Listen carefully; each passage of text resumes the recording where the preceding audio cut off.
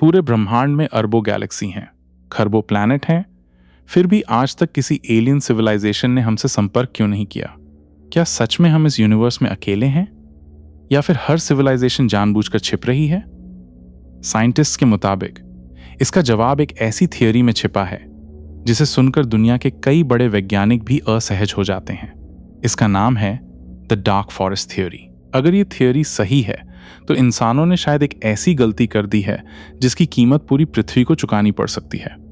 लेकिन इस कहानी को समझने के लिए हमें सबसे पहले एक ऐसी पहेली को समझना होगा जिसने पिछले कई दशकों से दुनिया के सबसे बड़े वैज्ञानिकों को उलझा कर रखा है।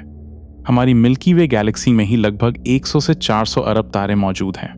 आज वैज्ञानिक जानते हैं कि इन तारों के चारों ओर अरबों ग्रह घूम रहे हैं। इनमें से कई ग्रह ऐसे भी हैं जहां तापमान, पानी और वातावरण जीवन के लिए अनुकूल हो सकता है।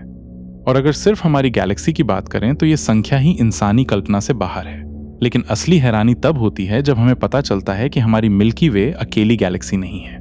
आधुनिक दूरबीनों के अनुसार दिखाई देने वाले यूनिवर्स में लगभग 2 खरब गैलेक्सीज मौजूद हैं। यानी अगर हर गैलेक्सी में अरबों तारे और अरबों ग्रह हैं तो पूरे यूनिवर्स में जीवन पैदा होने के लिए संभावित दुनियाओं की संख्या इतनी ज्यादा है कि उसका सही अनुमान लगाना भी लगभग असंभव है। यही वजह है कि ज्यादातर खगोल वैज्ञानिक मानते हैं कि पृथ्वी पर जीवन कोई चमत्कार नहीं बल्कि प्रकृति की एक सामान्य प्रक्रिया हो सकती है। क्योंकि जिन तत्वों से हमारा शरीर बना है, कार्बन, ऑक्सीजन, हाइड्रोजन और नाइट्रोजन, वही तत्व पूरे यूनिवर्स में पाए जाते हैं। फिजिक्स के नियम हर जगह एक जैसे हैं, केमिस्ट्री हर गैलेक्सी में वही है। तो फिर ऐसा क्यों हो कि जीवन सिर्फ पृथ्वी पर ही पैदा हुआ हो? अगर अरबों संभावित दुनियाएं मौजूद हैं तो कम से कम कुछ जगहों पर इंटेलिजेंट सिविलाइजेशंस भी होनी चाहिए थी। ऐसी सभ्यताएं जो हमसे लाखों साल आगे हों, जिनकी टेक्नोलॉजी हमारी कल्पना से भी परे हो। लेकिन समस्या यहीं से शुरू होती है। हमने दशकों तक आसमान को सुना, सबसे शक्तिशाली रेडियो टेलीस्कोप से सिग्नल्स खोजे, हजारों एक्सोप्लैनेट्स खोज निकाले, और अब जेम्स वेब स्पेस टेलीस्कोप जैसी आधुनिक दूरबीनें हमें ब्रह्मांड के शुरुआती दौर तक दिखा रही हैं। फिर भी आज तक किसी एडवांस्ड एलियन सिविलाइजेशन का एक भी ऐसा सबूत नहीं मिला जिसे पूरी दुनिया स्वीकार कर सके। ना कोई साफ सिग्नल, ना कोई आर्टिफिशियल स्ट्रक्चर, ना कोई स्पेसक्राफ्ट, और ना ही कोई ऐसा संदेश जो ये साबित कर सके कि हम अकेले नहीं हैं। पूरे यूनिवर्स में सिर्फ एक अजीब, गहरी और लगभग डरावनी खामोशी फैली हुई है। पहली नजर में यह सामान्य लग सकती है, लेकिन जितना ज्यादा वैज्ञानिक इस खामोशी के बारे में सोचते गए उतना ही यह रहस्य गहराता गया। क्योंकि अगर इंटेलिजेंट लाइफ सचमुच इतनी कॉमन होनी चाहिए तो पूरा यूनिवर्स चुप क्यों है? क्या सभी सिविलाइजेशंस अपने ही बनाए हथियारों से नष्ट हो जाती हैं? क्या इंटेलिजेंट लाइफ बनना इतना दुर्लभ है कि हम वास्तव में अकेले हैं? या फिर कोई ऐसी वजह है जिसकी वजह से हर विकसित सिविलाइजेशन अपनी मौजूदगी छिपाना चाहती है? यही सवाल 1950 की एक दोपहर दुनिया के एक महान वैज्ञानिक के दिमाग में भी आया था। वो अपने कुछ साथियों के साथ आराम से लंच कर रहे थे। बातचीत सामान्य थी, लेकिन अचानक उन्होंने एक ऐसा सवाल पूछा जिसने आधुनिक एस्ट्रोनॉमी की दिशा ही बदल दी। उन्होंने सिर्फ 5 शब्द कहे, वेयर इज एवरीबडी, यानी सब लोग कहाँ हैं? यही 5 शब्द आगे चलकर फर्मी पैराडॉक्स के नाम से दुनिया की सबसे बड़ी वैज्ञानिक पहेलियों में बदल गए। और यकीन मानिए, इस सवाल का जवाब जितना दिलचस्प है उससे कहीं ज्यादा डरावना है, क्योंकि यही जवाब हमें उस थ्योरी तक ले जाता है जिसके मुताबिक यूनिवर्स इसलिए खामोश नहीं है क्योंकि वहां कोई नहीं है, बल्कि इसलिए क्योंकि वहां हर कोई छिपा हुआ है। पिछले भाग के आखिर में हमने एक सवाल छोड़ा था, वेयर इज एवरीबडी। लेकिन ये सवाल आखिर आया कहां से? साल था 1950। दुनिया के मशहूर भौतिक वैज्ञानिक एनरिको फर्मी अपने कुछ साथियों के साथ लंच कर रहे थे। बातचीत अंतरिक्ष, यूएफओज और दूसरी सभ्यताओं पर चल रही थी। अचानक फर्मी कुछ देर के लिए चुप हो गए और फिर उन्होंने सिर्फ 5 शब्द कहे, वेयर इज एवरीबडी, यानी आखिर सब लोग कहाँ हैं? पहली नजर में ये एक साधारण सवाल लगता है, लेकिन आज इसे आधुनिक विज्ञान की सबसे बड़ी पहेलियों में गिना जाता है।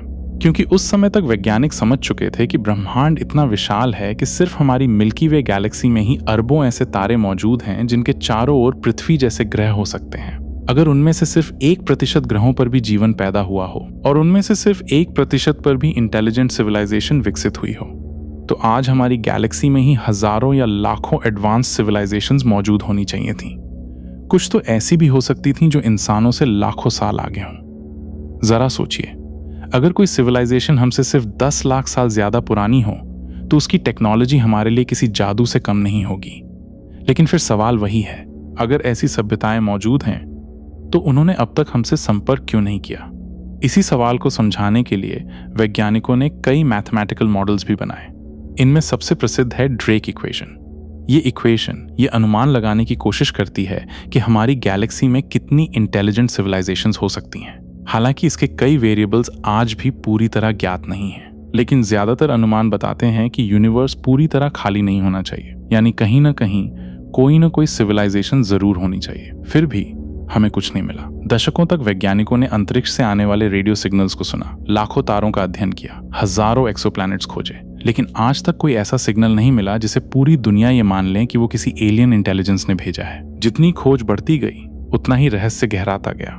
ऐसा लगने लगा जैसे पूरा यूनिवर्स जानबूझकर चुप बैठा हो, और यही खामोशी फर्मी पैराडॉक्स बन गई। यानी अगर इंटेलिजेंट लाइफ होना लगभग तय है तो उसका कोई सबूत क्यों नहीं है? इस सवाल का जवाब देने के लिए कई अलग अलग थियोरीज सामने आई। कुछ वैज्ञानिकों ने कहा कि शायद इंटेलिजेंट लाइफ बहुत दुर्लभ है।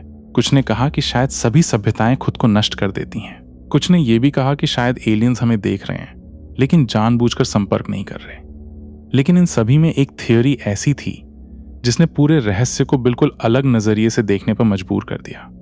उस थियोरी ने कहा, समस्या ये नहीं कि यूनिवर्स खाली है, समस्या ये है कि हर सिविलाइजेशन जिंदा रहना चाहती है, और जिंदा रहने का सबसे सुरक्षित तरीका है चुप रहना। इसी विचार ने जन्म दिया द डार्क फॉरेस्ट थियोरी को। और यकीन मानिए, इसके पीछे की सोच इतनी डरावनी है कि अगर ये सच हुई तो इंसानों द्वारा अंतरिक्ष में भेजा गया हर सिग्नल हमारी सबसे बड़ी गलती साबित हो सकता है। अब तक हमने जाना कि पूरे यूनिवर्स की खामोशी ने वैज्ञानिकों को एक ऐसी पहेली के सामने खड़ा कर दिया जिसका जवाब किसी के पास नहीं था। लेकिन फिर एक ऐसी थियोरी सामने आई जिसने इस रहस्य को बिल्कुल अलग नजरिए से समझाया। इसका नाम था द डार्क फॉरेस्ट थ्योरी। इस थ्योरी को समझने के लिए पहले एक जंगल की कल्पना कीजिए। लेकिन ये कोई साधारण जंगल नहीं है। ये एक ऐसा अंधेरा जंगल है जहां हर तरफ शिकारी छिपे हुए हैं। हर शिकारी के हाथ में हथियार है, लेकिन उसे ये नहीं पता कि उसके आसपास कौन छिपा है।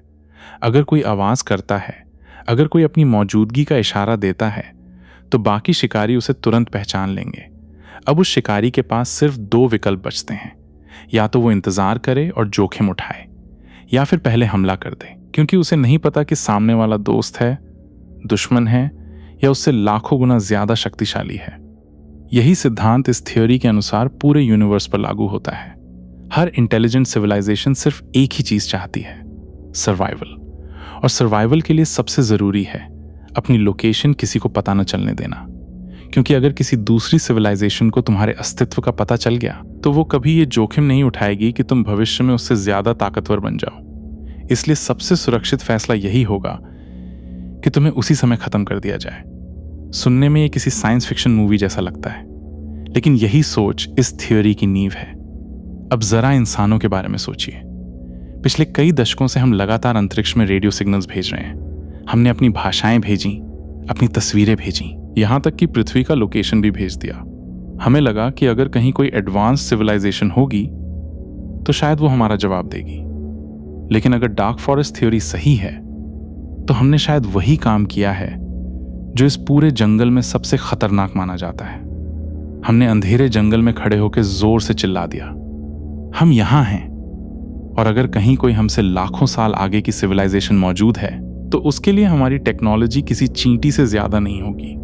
हो सकता है वो हमारी तरफ आने की भी जरूरत न समझे। हो सकता है उसके पास ऐसे तरीके हों जिनकी हम कल्पना भी नहीं कर सकते। सबसे डरावनी बात यह है कि हमें कभी पता भी नहीं चलेगा कि किसी ने हमारा सिग्नल सुना या नहीं, क्योंकि अगर कोई सिविलाइजेशन डार्क फॉरेस्ट के नियमों को मानती होगी तो वो कभी जवाब नहीं देगी। जवाब देना अपनी लोकेशन बताने जैसा होगा। इसलिए इस थियोरी के अनुसार यूनिवर्स की खामोशी कोई संयोग नहीं है, बल्कि हर सिविलाइजेशन की सर्वाइवल स्ट्रैटेजी है। हर कोई जिंदा रहना चाहता है, इसलिए हर कोई चुप है। लेकिन अगर ऐसा है तो इंसानों ने जो सिग्नल्स पिछले 50 सालों से अंतरिक्ष में भेजे हैं, क्या वे हमारी सबसे बड़ी भूल साबित हो सकते हैं? क्या किसी ने उन्हें सुन लिया होगा? और अगर सुन लिया तो क्या बहुत देर हो चुकी है? यही सवाल इस थियोरी को विज्ञान की सबसे डरावनी कल्पनाओं में से एक बना देता है।